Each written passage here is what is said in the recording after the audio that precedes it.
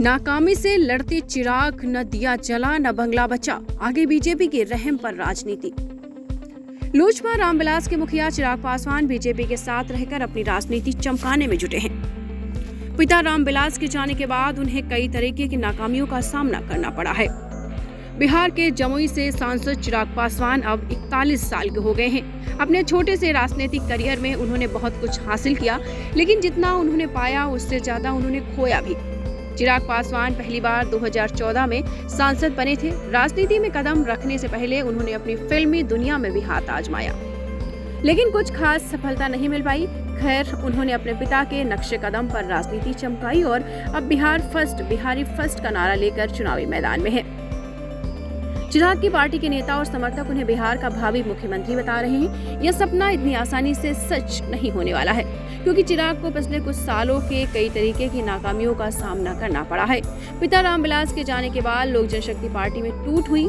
चाचा पशुपति पारस समेत सभी प्रमुख नेता उन्हें छोड़कर चले गए। यहाँ तक कि पिता के बेंगलोर और पार्टी के चुनाव चिन्ह से भी हाथ धोना पड़ा। बीजेपी के साथ रहकर ही लोजपा लोकसभा चुनाव में सफल हो पाई। निकट भविष्य में चिराग पासवान की राजनीति भी बीजेपी के साथ ही होने वाली है। चिराग के पिता रामविलास पासवान ने साल 2000 में लोक जनशक्ति पार्टी का गठन किया। रामविलास ने नारा दिया कि वे हर उस घर में दिया जलाने चले हैं जहां सदियों से अंधेरा है। लोजपा पूरी तरीके से दलितों के उत्थान को केंद्र में रखकर अपनी राजनीति करती है।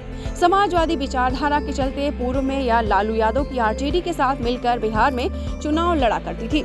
2010 का विधानसभा चुनाव लोजपा ने आरजेडी के साथ मिलकर ही लड़ा था, मगर रामविलास पासवान ने हवा के बदलते रुख को भांपा और 2014 के लोकसभा चुनाव में बीजेपी के साथ गठबंधन कर लिया। आपको ये बताते चलें कि रामविलास पासवान को मौसम वैज्ञानिक भी कहा जाता था। उन्हें पता चल गया था कि आने वाले दौर में देश के अंदर राष्ट्रवादी पार्टियों का बोलबाला रहेगा, तो लोजपा को एनडीए में शामिल करा दिया।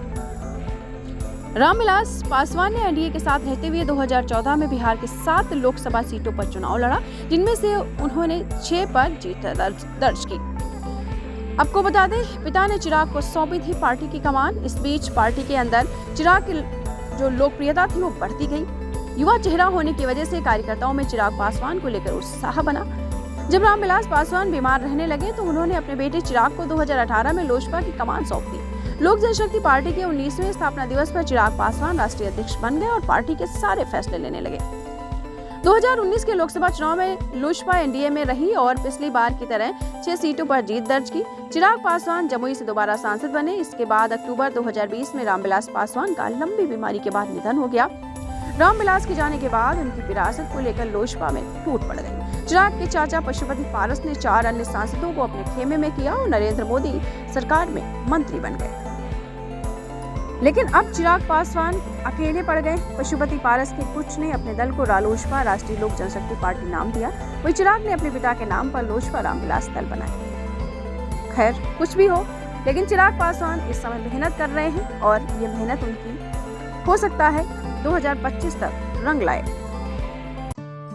दीक्षांत एडुटेक लाया है दीक्षांत डिजिटल क्लास। दीक्षांत डिजिटल क्लास का उपयोग कर छात्र बना सकते हैं पढ़ाई को बेहद आसान और मजेदार। दीक्षांत डिजिटल क्लास को स्कूल में बैठकर देखना है तो पेन ड्राइव और स्मार्ट टीवी बनेगा सही माध्यम। चलिए अब ये भी जानते हैं कि दीक्षांत डिजिटल क्लास का फी स्ट्रक्चर क्या होगा। नर्सरी से लेकर यूकेजी के लिए 7,000, नर्सरी से लेकर दूसरी कक्षा के लिए 12,000, नर्सरी से लेकर 5वीं तक के लिए 18,000, नर्सरी से लेकर 8वीं तक के लिए 24,000, नर्सरी से लेकर 10वीं तक के लिए 30,000। अगर आपको डेमो करना है तो उसके लिए आप दीक्षांत डिजिटल क्लास के YouTube चैनल को विजिट कर सकते हैं। हमारे YouTube चैनल को सब्सक्राइब और Facebook पेज को लाइक करना ना भूले। धन्यवाद।